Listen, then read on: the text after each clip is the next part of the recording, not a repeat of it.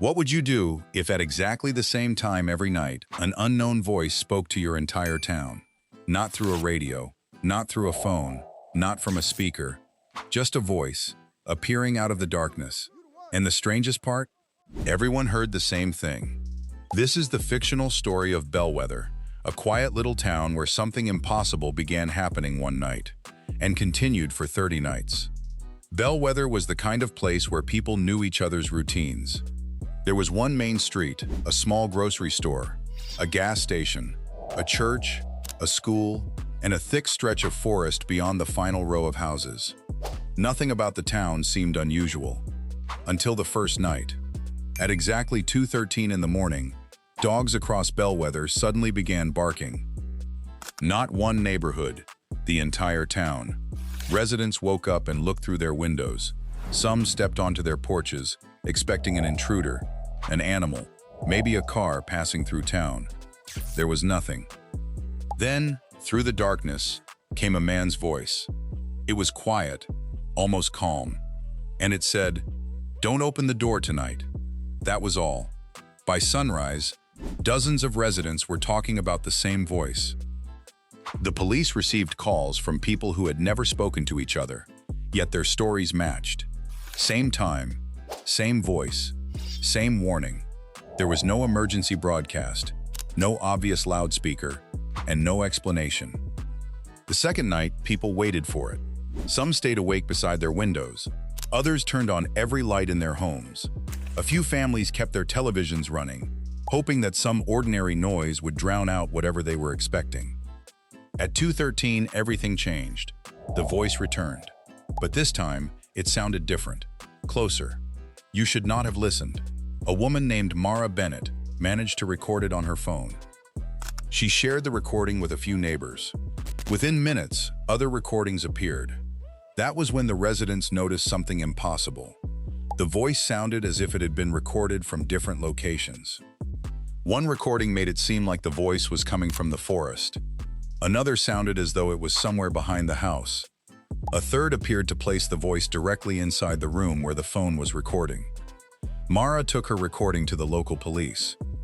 They sent it to an audio specialist. The result only deepened the mystery. Beneath the main voice was another layer, then another. It sounded as though several versions of the same voice were being heard almost simultaneously. Nobody could explain how that could happen naturally across an entire town. And then came the third night. By now, Bellwether was afraid. A small group of residents decided to go into the forest and find the source. They brought flashlights, cameras, and recording equipment. They reached a clearing shortly before 2:13 and waited. Nothing happened. For nearly half a minute, there was complete silence. Then someone whispered a name. Daniel.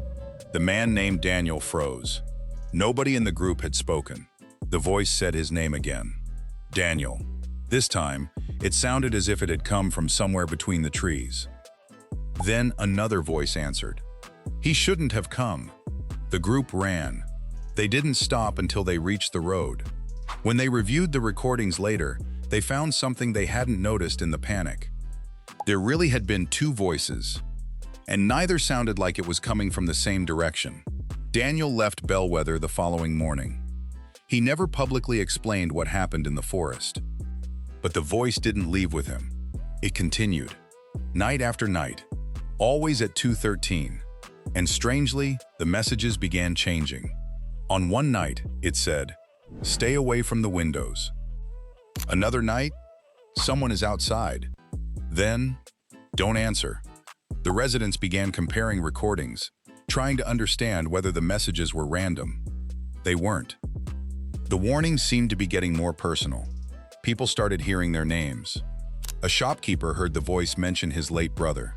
A teacher heard it describe a room inside her house that nobody outside should have known about. A teenager claimed the voice told him to leave his bedroom before something struck the window moments later. Some residents believed they were witnessing something supernatural. Others suspected an elaborate hoax. There were theories about hidden transmitters, manipulated radio signals, illegal experiments, even someone secretly monitoring the town. But none explained the recordings, and none explained the timing. Then, on the 15th night, something happened that changed everything.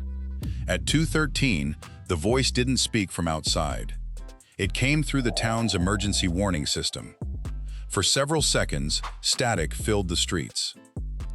Then the same man's voice calmly said, "Tonight, don't listen to me." That sentence terrified everyone. Because if the voice itself was telling them not to listen, what were they supposed to believe? The following night, almost nobody slept. And at 2:13, there was no voice, just silence. For the first time since it began, nothing happened. People slowly opened their doors. They looked outside. The streets were empty. Some residents thought it was over. Then, from somewhere at the edge of town, a child's voice whispered, "It's inside." The lights went out across Bellwether.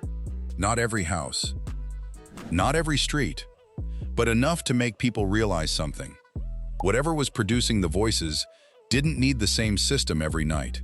It could appear anywhere, and the closer the town came to understanding it, the less sense it made. The final night arrived 30 days after the first warning. By then, Bellwether had changed. People moved away. Businesses closed early.